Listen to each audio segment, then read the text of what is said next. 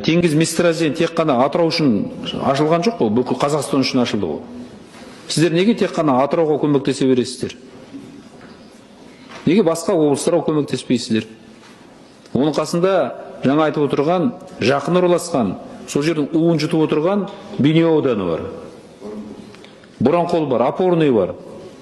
Мен сол ұсынысты айтқанмын, себебі кезінде сіздің басшыларыңыз Бейнеу ауданына көмектесеміз деп өздеріне міндеттеме алған. Бірақ ешқашанда ештеңе көмектеспеген практически. Сол бойынша Бейл Лаковен мырза, Бейнеу ауданына көмектесіңізші. Кейде Атырау облысы өзіне бөлінген 25 миллион долларды игере алмайды дейді.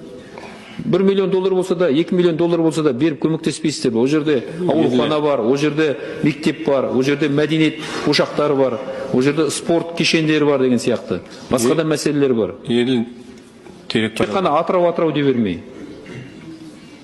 Еділ Терекбайұлы, біздер дайынбыз көмектесуге. Онда біз протоколға жазамыз.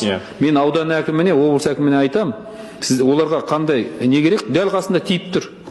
Өзіңіз жақсы білесіз. Біз білеміз, 54 километр. 54 километр жақын. Сондықтан біздер көмектесуге дайынбыз. Хорошо, бір мәселені айтып шештіңдер.